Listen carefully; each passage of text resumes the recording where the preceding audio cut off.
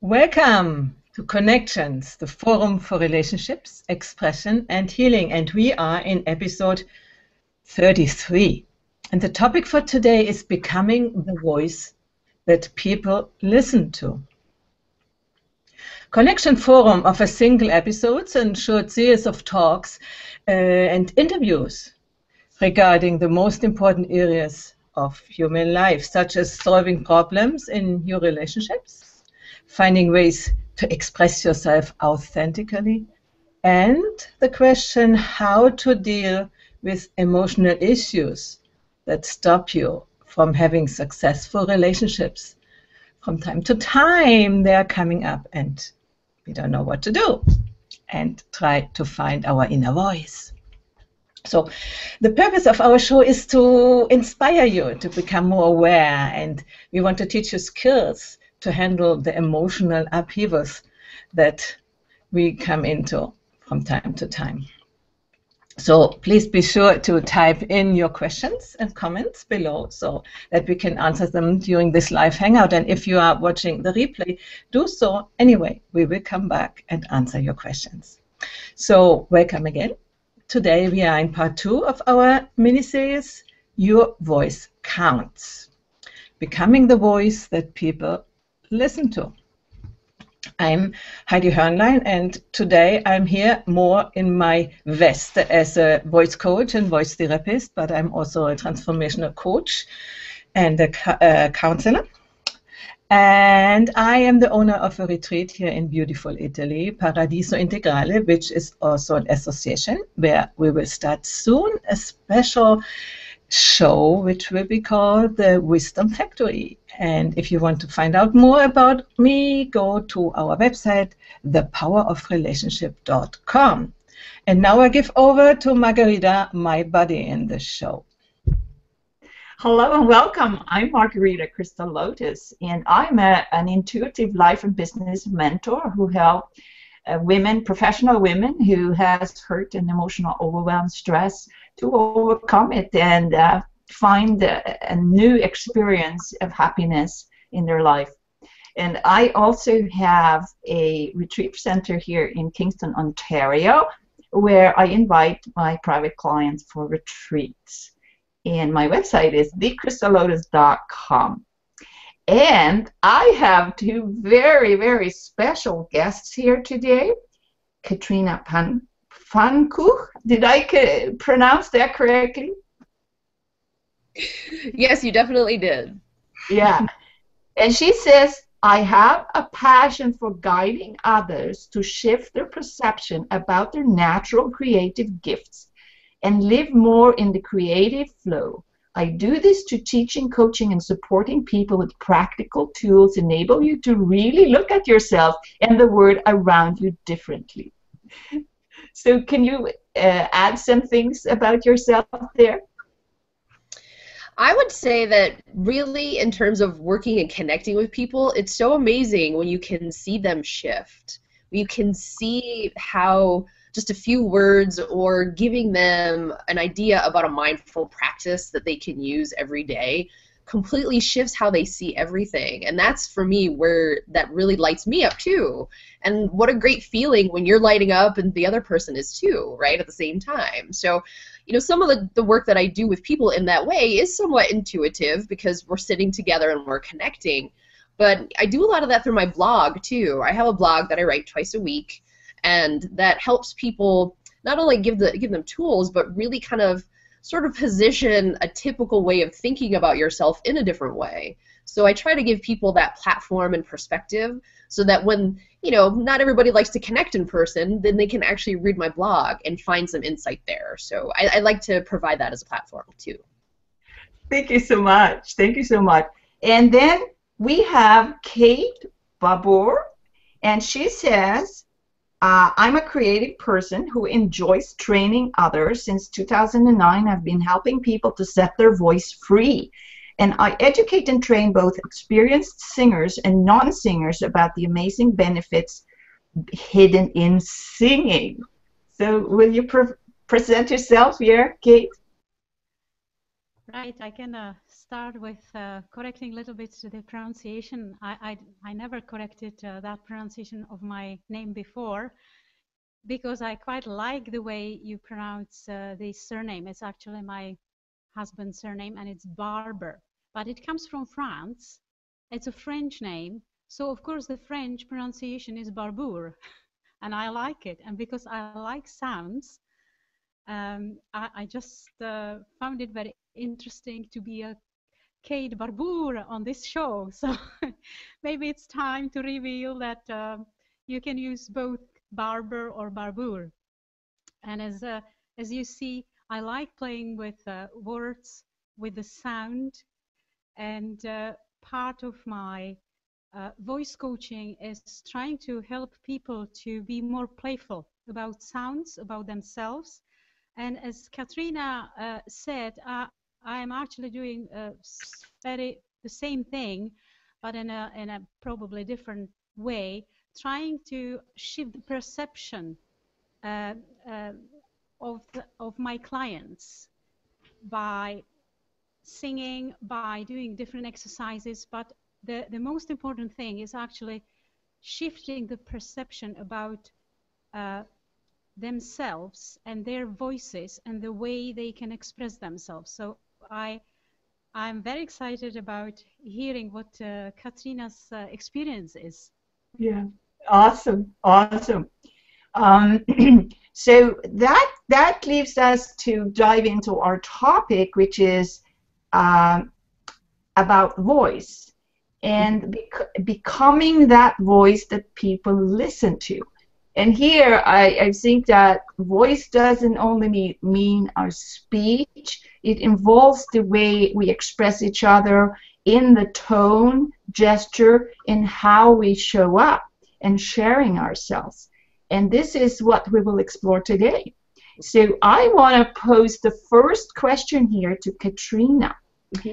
How do you suggest using your creative expertise to improve the way a person expresses themselves so that others will pay attention? I love that question for two reasons. It's because there's the person that we think we are, and then there's the person that people see us as, right? So it's important for us to really get clear in terms of, who are we? And that's not necessarily an easy question, right?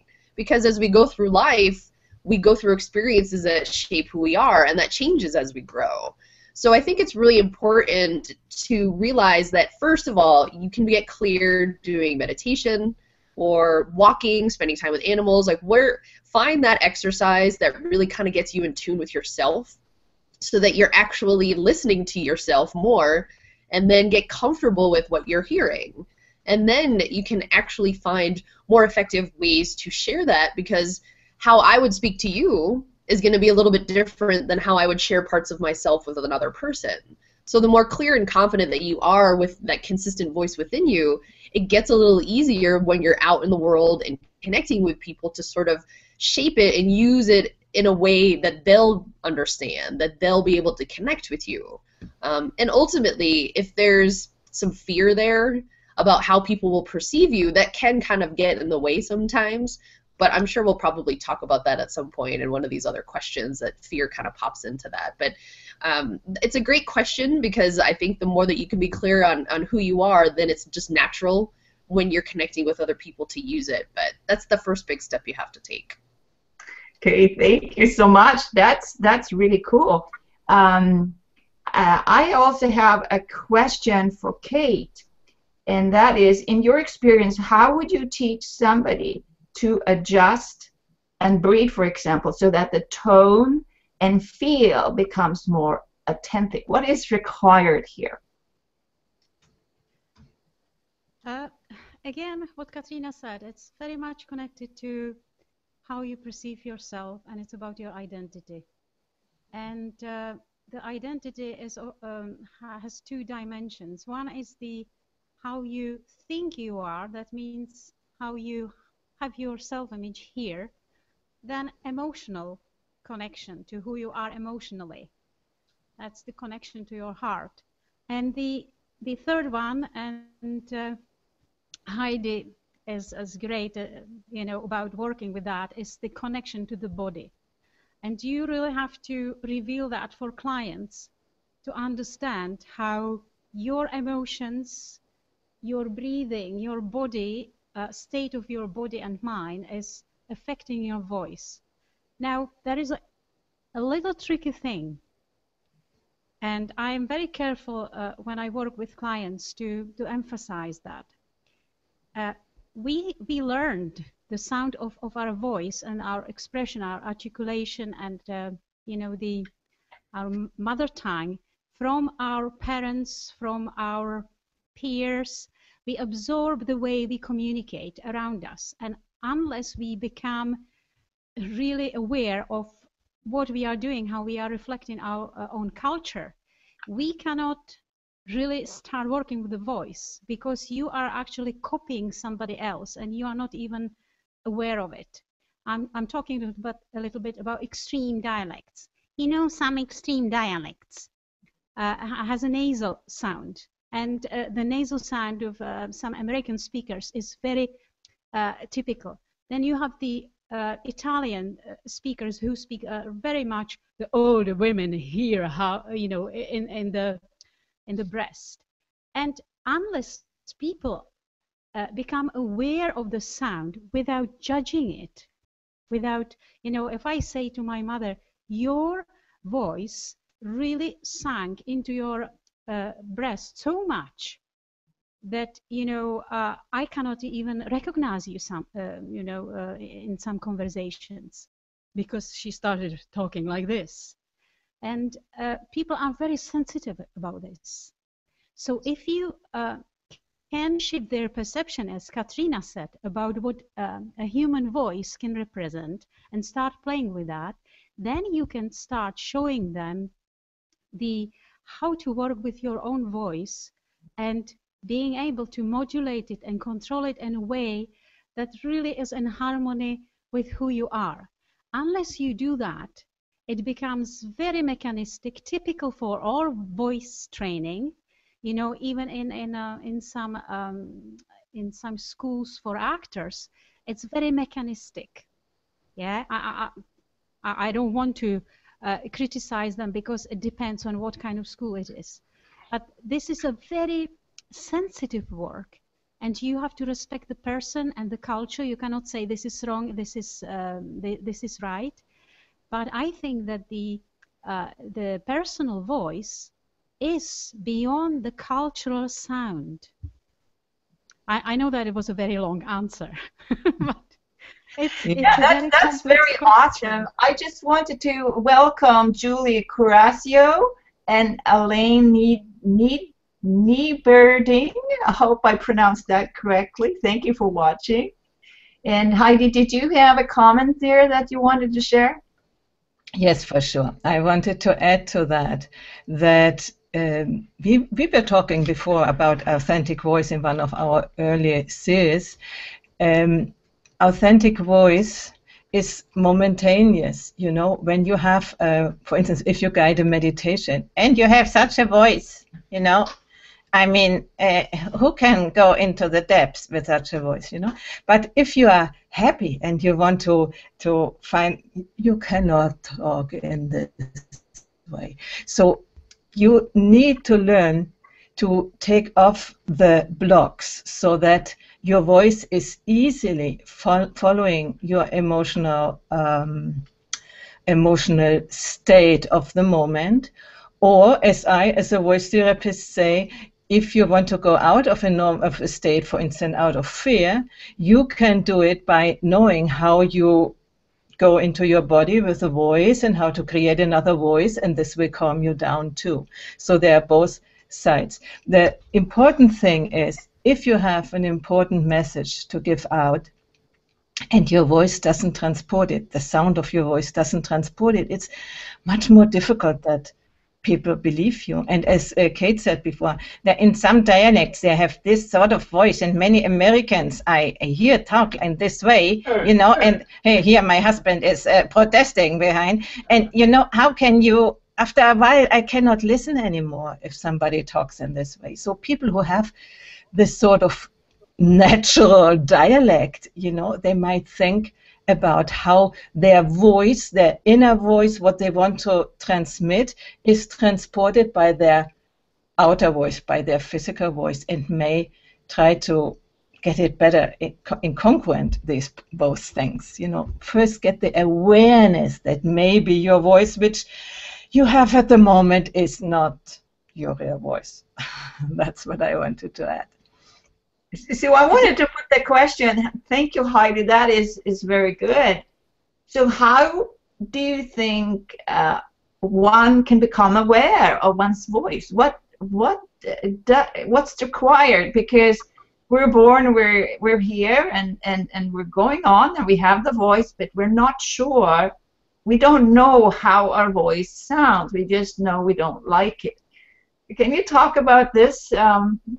Anyone? I'll leave it open for I would just jump in and say, I think this is the same when we talk about our physical voice and about the other voice, which Katrina is more representing. Mm-hmm. I think this awareness process is very, very parallel. So I let you speak. In terms of getting comfortable with the writing voice inside you, that can actually expand into the more physical voice that both you, Kate and Heidi are talking about. I think that, journaling isn't necessarily a fit for everyone, but a lot of people do blogging now.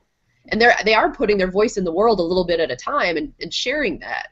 Not everything that you write has to be approved by others in order for it to be reflected back to you as quote-unquote your true voice, but I think it does help when you actually are just writing things out, even if they're just for you, to get a sense of what that seems like and then read it to yourself. I mean, as a writer, a lot of what I do is put a blog post together, or if I'm writing marketing content for someone, I read it out loud, because basically in terms of all the things that you guys have already mentioned, inflection in the voice, what is the pacing, what is the flow, it's not easy to hear in your own head. So it's very, very helpful to read it out loud, and it's even more helpful if you can actually have someone else read it to you, right? Because then you kind of get used to your own voice and how that sounds. So the more that you can actually step past the fear of letting someone else read your stuff, or even just get past the frustration of, well, I'm not a good writer, because I know that gets in the way for a lot of people. It doesn't have to be perfect. It's really just getting the words on the page, getting comfortable with the kind of language that you like to use, or what kind of words that you notice that you use a lot, and just, feeling into those words, because you're choosing them for a reason. And they're showing you, yes, this is how you feel more comfortable expressing yourself. These maybe are some words that you don't necessarily like when you read them out loud to yourself, so what would you put in their place? And I think when you're looking at it from that perspective, it's a lot easier to sort of hone your voice and figure out where do you fit in the big picture. That's a great answer. And I want to go into this comment from Elaine. She says the personal voice is beyond the cultural sound. Mm-hmm. And this is, for me, also the voice which Katrina is talking about. Also, this is beyond the cultural sound, the cultural agreement of what is right and what is wrong. Yeah, that's awesome. Okay, so I want to tie in a little more, Katrina, there, where how do you, so what you're talking about is a way to find your voice is to journal, right? And write it down and then read it, and then maybe even doing a blog or something like that. Mm-hmm. That's one way in to actually find that voice. Did I hear you correctly there? Yes, that's one option and one way to do that. I know that not necessarily everyone's comfortable with writing, so if that doesn't necessarily work for you, you can take pictures too. I know a lot of people, what they see in the moment and that they're able to express or see in a photo, that has all the words in it that they need. It's something that moves them. It's something that connects with their spirit, so they feel that. And it's important that no matter what modem you're choosing or medium that you're choosing, that it's something that when you're doing it, it feels like there's a part of you in it. If you're just kind of showing up and saying something that feels kind of hollow, or if you're taking a class or trying to learn something, that's another way to kind of open yourself up a little bit, but it just doesn't feel like it's resonating. You do have to tune into that inner voice and say, hey, I'm not feeling as I expected this would be. Is that because there's some fear in the way or some judgment that I have going on in the background and I'm not letting myself fully open to the experience? Or is it just really not resonating with me? It's not a fit for how I would like to learn more or express myself more fully. Yeah, I think that's extremely important to notice. And we have two methods now, taking pictures or even being on video in a hangout, right? Yeah. And journaling. So, Kate, what do you say about that? How would you open up the voice for a person, a client, for example? It's very individual because I do kind of intuitive scanning of the person, because all the physical symptoms of the voice are very obvious to me. It's the training of the ear. And then also I have a conversation with the client. I always want to know a little bit about her or his life, about the fears, or whether that person was judged by a teacher, or a parent or a sibling. And so we get into conversation also because I want that person to start the inner dialogue, understanding that the person has to do the job, asking the right questions herself or himself. Where did that start? That problem with my voice, or even some people can have problems with wording, with finding the right words. You can see the differences between people. For some people, and it doesn't matter, I'm not talking about foreign languages because that's a completely different chapter, but some people can express so quickly what they think. Some other people have a barrier and delay between what they think and how they say it. And because we who are participating in this hangout today, we don't have this problem. We don't even think that people can have this problem. So I have to take everything into consideration, even this blockage of being able to put the right words, which seems to be away from the voice, but it's part of it, actually. And then we start an individual path, try to resolve and dissolve these blockages. And I'm really only a guide, because what is very important is that I'm not doing the job for the client. The client needs to understand that the power is in her or his hands, and it's a lifelong process. I'm giving them the tools for a lifelong process of discovering more and more, not only about your voice, but about yourself. I have a comment here from Julie, which probably have some connection to what you're saying. She says, it drives me nuts when people edit my work and change what I'm trying to say. Isn't that something to do with when what I'm actually thinking inside and what I'm saying may not match? I don't say that it's the case for Julie here, but what's your comment on that?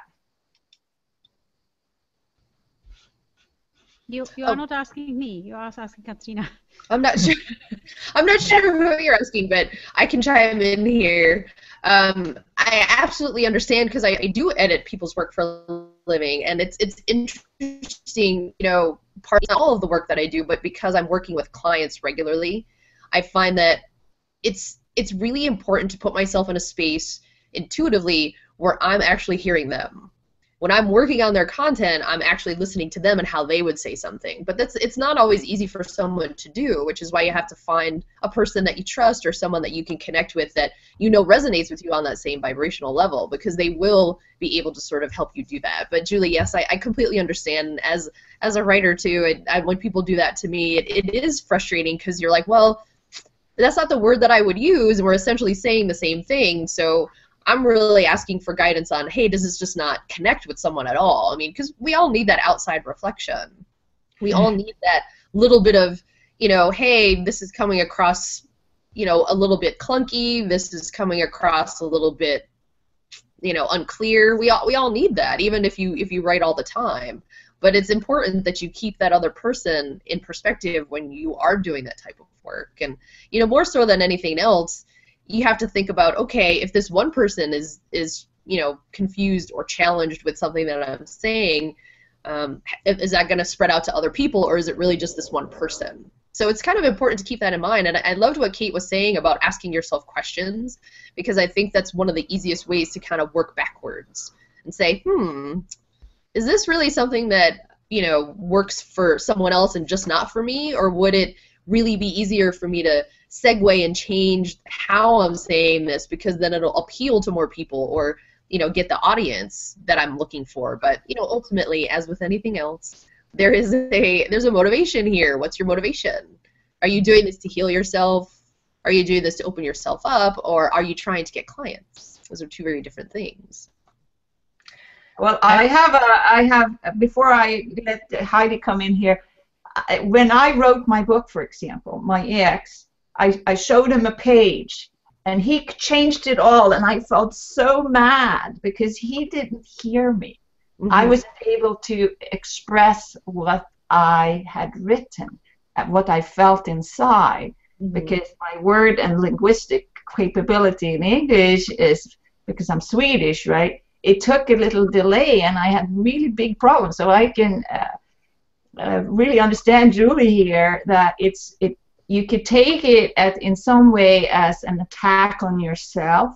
But I found that after I have worked through that, I now am extremely happy when somebody changes something, because I know if that person wants to change this, I don't come across to them.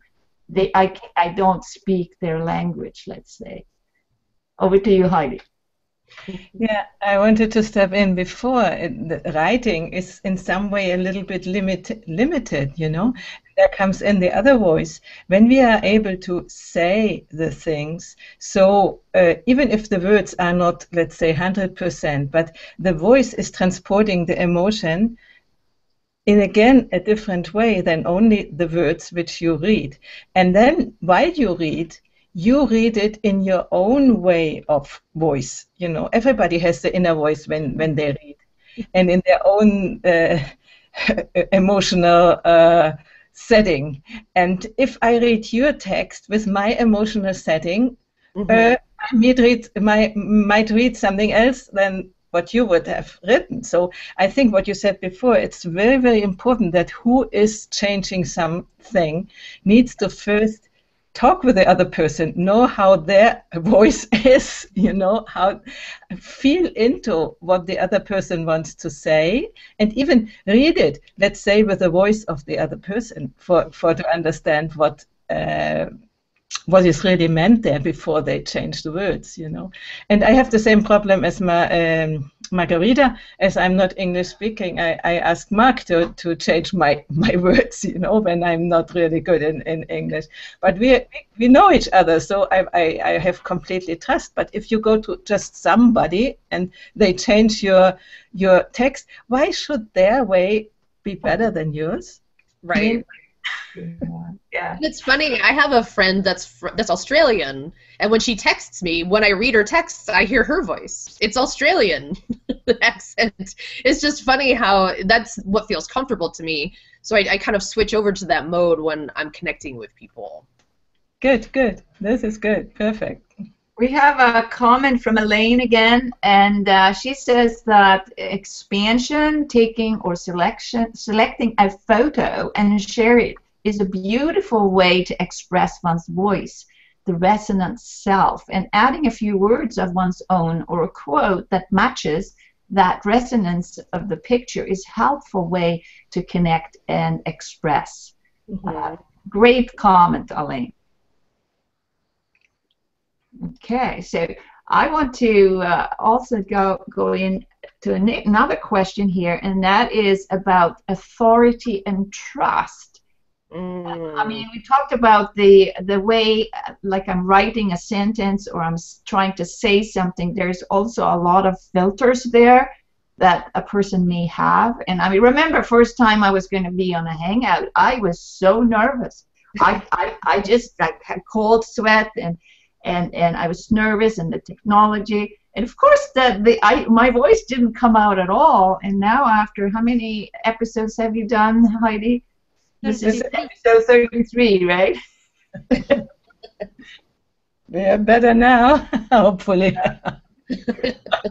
My question is this: how do you build your authority and trust with others? What components are necessary?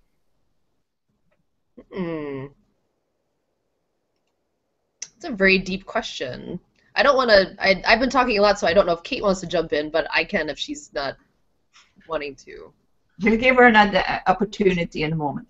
Okay, so I think for making sure that you're really in integrity with yourself, right? Because as you guys were saying, nerves get in the way, fear gets in the way, but there's different environments and different situations that make people nervous. Like for me, doing hangouts, the first one, yes, I was really nervous too, but it feels more natural to me to be on something like this because I'm connecting with a real face. When I stand in front of a crowd of people and everyone's looking at me, and I've got, you know, say 30 people that I could be connecting with at any one time, I've got to change gears.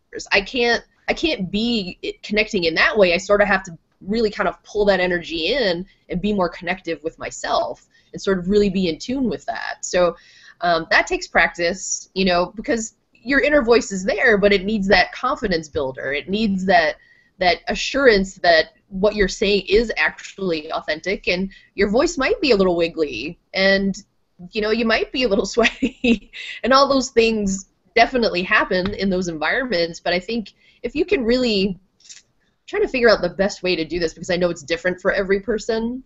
Obviously, part of that's practice, but I think a large part of it is to just, you know, be okay with however it comes out, because the next time will be better, and you'll learn, and then the time after that will be different too. At the same time, at the other end, don't judge what you've done. Look at it as an experience.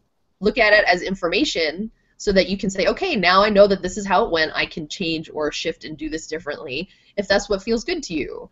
But it's really important about checking in at regular intervals with, is this fear getting in the way, or is this really how I feel? And then if it's an emotion, then you have to feel into it. You can't really ignore that those emotions are there sometimes, because they'll just kind of lurk around and still be there anyway. They don't really completely go away. So I'm not sure if that answers your question specifically, but in my mind, the more practice that you can do and the more easy you can be on yourself go a very long way. Yeah. Yeah, thank you. That was a good answer. And I'm putting the same question to you, Kate. How would you help somebody build authority and trust in the voice training you do? The absolutely basic thing is, how much do you trust yourself? Really, if you don't trust yourself, if you don't trust that what you have to offer or who you are is valuable, then you have to work on that. So if you want to create trust, you need to already own the trust in yourself, and you know that. But we have to remind ourselves about that. So in different situations, I can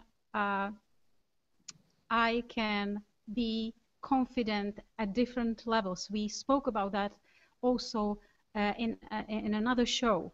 It depends on our competence. Last week we were talking about that. You see how competent you are about the subject and how good you are feeling being with a certain type of audience, and it can change. If you know yourself and trust yourself, you can trust your feelings and even the fears. You see, if I was among very hard-brained and wired businessmen who are pushy businessmen, you know, who are fearless, selfish businessmen who are trying to manipulate other people, if I had to have a talk there, it would need to be something really that I'm very convinced about. Otherwise, I would refuse to talk to them, because we are not connected. We have a completely different way of thinking and being, and even, you know, I don't agree with their way of being, because it creates so much problems, so many problems, and so much suffering. So you have to also think about that it's not always about you. It's the result of the situation. So you have to look at the context. So I can be very confident person in one situation, and I can lose my confidence very easily with another situation, and it's absolutely all right that I'm losing that confidence, because that is not for me. That stage and that situation is not for me to make my voice heard. And it's another thing that people need to be reminded about. There is a right time for each person, a right situation. That is so awesome. Yeah, that is awesome. And yeah, and it leads to our next question about listening, but I want to hear what Heidi has to say about this too. Do you want to comment? No, I found it very, very, very useful that Kate brought in the context, and that exactly that we might not be confident in certain situations. This makes our authenticity, because that means that we are not the pushy person who pretends to be somebody who we are not, but that we have the feeling for the type of situation, and we behave and do things accordingly. And this is authenticity, and this is also, you know, how do you say, being real in the sense you might not go to the same person or in the same situation anymore, but it is okay that in that situation you didn't feel like being able to handle it. So it has all to do what we said at the beginning, acceptance of ourselves and not being hard on us. And I know that's for many, many people a difficult thing. For me, it was a very difficult thing to go away from this inner voice, which is always nagging, and you are not good enough, you're not good enough, you know. And I think we should remind us that we need to be friendly with us, and listen, as Katrina says, and not judge it, but still learn out of what we have done, because it might not have been perfect. So perfect, it's never, you know. But there might be things we can change, and we will do better next time, you know. So leaving all this judgment business out is really a lifelong task, I think, for all of us. Yeah, I agree. I mean, there is always another level of our ego who wants to be heard and seen, and when we express those levels and dare to make a fool of ourselves, like yesterday we did with Jennifer Scott, we did a hangout about humor that heals, and we had all these funny hats on, and we were just laughing the whole time. And to be able to put yourself out in such a situation is sort of removing those fears inside about being seen and by being judged.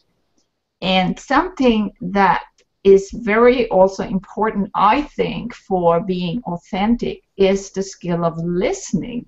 It's like when you want to make your voice heard, you might have to not speak and listen to what the other people has to say.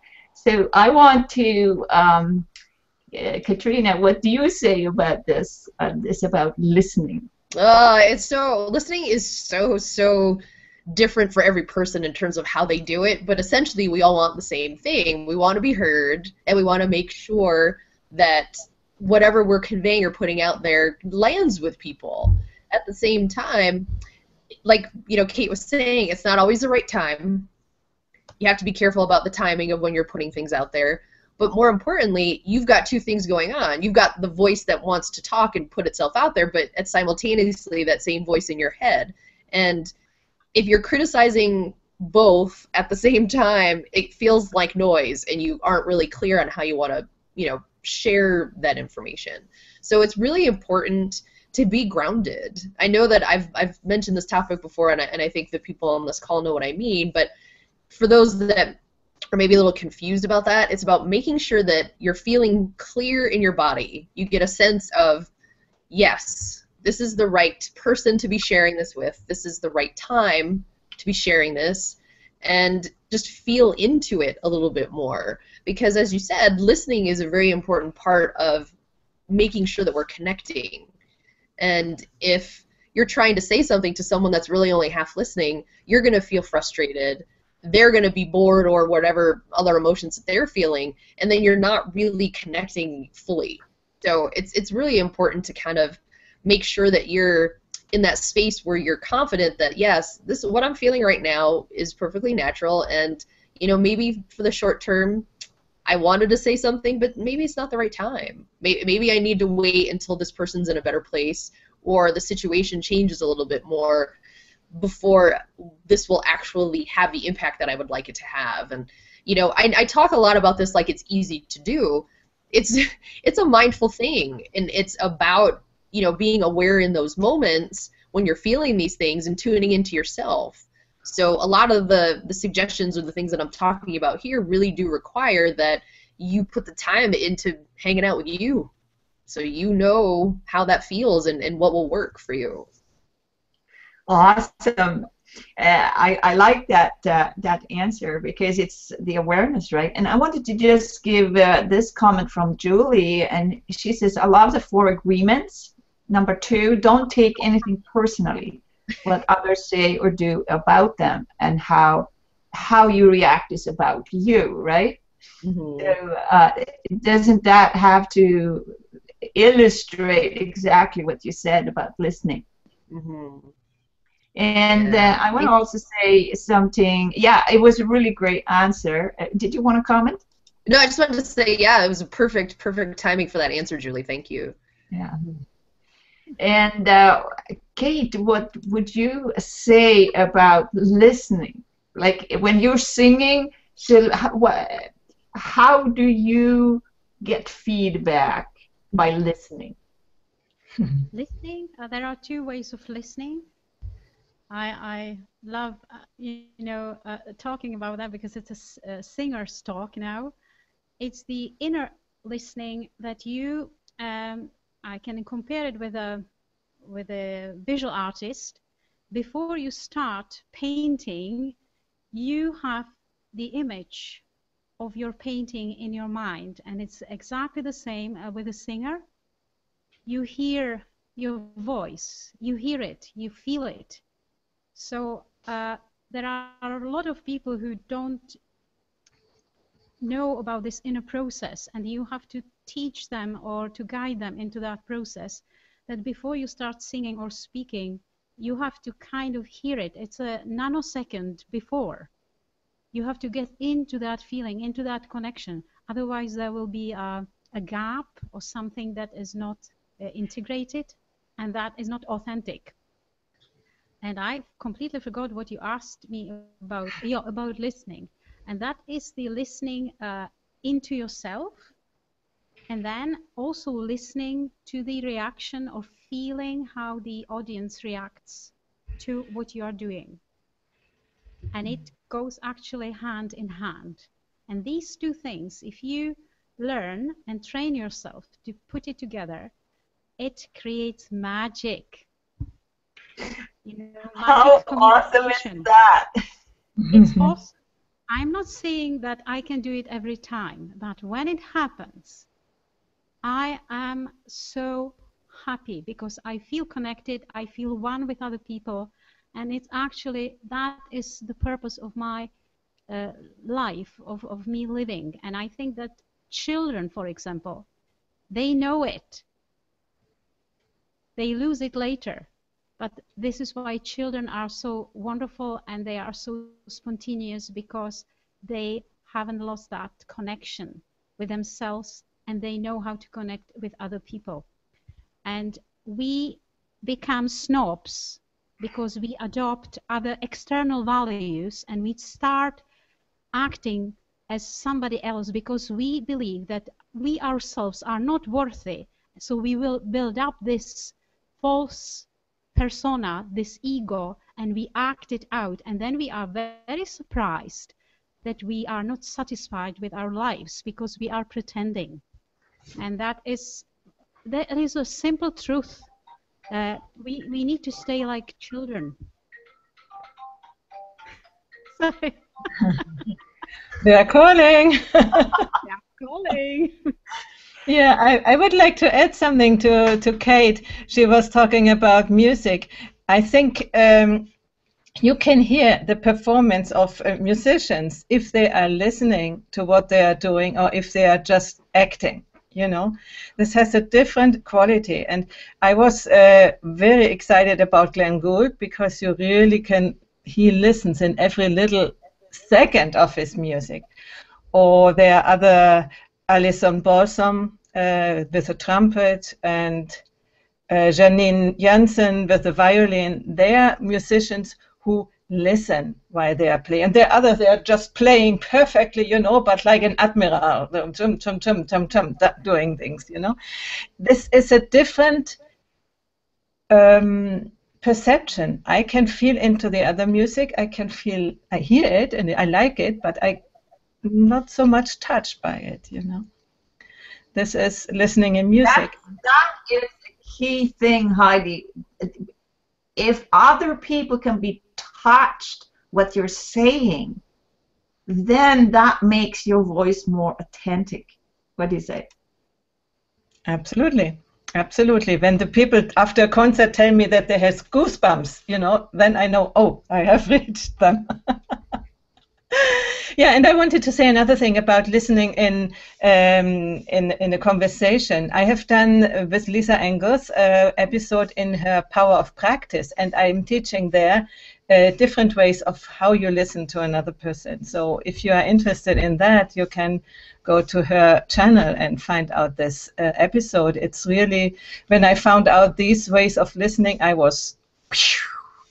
And I did this exercise with professionals, with a psychotherapist, for instance, and he was blown away about the difference. I mean, there is a short exercise. It normally takes about 3 hours, but you will have a little taste of the different ways in how your own attitude influences the speaker, you know, your own attitude in listening. This is almost never anybody thinks about that. We have a power. Listening, in our way of listening, we have a power about how the other person can express him or herself. That would be my final word. Yeah. So we're coming to the end here, and how to make, the last thing is how to make progress. What can do the difference for you? What is the first step that you could take to move forward, to have your authentic voice heard? So can we have a round here? See what Katrina, would you say about that? Sure.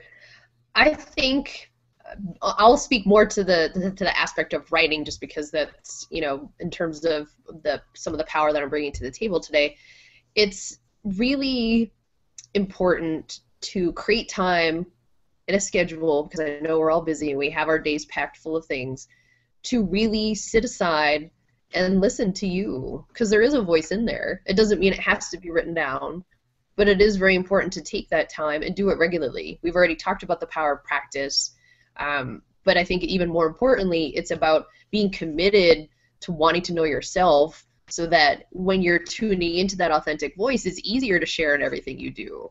The more often you practice it, it's sort of like a flow. So it's turning on the faucet. So in the morning, if you want to do that, then it's running all day long, which in real life would be very bad because your house would flood. But when you're walking around in life with that faucet turned on at the beginning of the day, your creative, authentic voice is sort of rolling in your head already, and that it's easier to kind of implement that in all that you're doing throughout the day. It touches everything that you do throughout the day. Awesome. Yeah.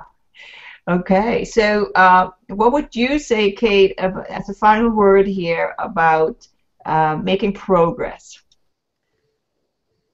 I agree with Katrina, and I would add to it that it's very important that you find a friend and have a heart-to-heart conversation, because that's how your inner voice becomes stronger. Whether it has to be a therapist or a coach or your pet, it doesn't matter. But speak to somebody who can listen and who loves you. That is going to help you to strengthen your inner voice. I have a comment from Elaine here, and she says, I simply saw the flowing figure 8 infinity symbol as you were talking about connecting to your audience while singing. Sometimes I break into song during a presentation. It's often both a surprise to me and the audience. What an awesome comment. And did you want to say something more about that, Kate? No, I just would like to meet Elaine in a hangout, or maybe even personally, because I think she's wonderful. Exactly. So Heidi, do you have a final word here? Yeah, just because Kate was talking about the inner voice, I would say what we also learn, it is not only one inner voice. We have a lot of inner voices, and we need to learn to distinguish which inner voice is speaking, if it's the authentic one or if it's one of these neurotic ones, which we call ego voices, or the many voices of ego, which was one title of our hangouts with Margarita in the past. So just that you need to know what voice you are listening to when you listen to your inside, you know.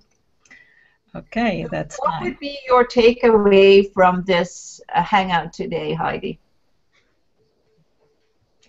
My takeaway mainly is to have talked again with Kate and have talked again with Katrina, and we are always getting a little bit deeper into these topics and have some other perspective on all of that. And what I like about these talks, they enable me to get deeper into it. You know, for me, I'm not a writer. For me, writing is more difficult because it has to come all out of my head.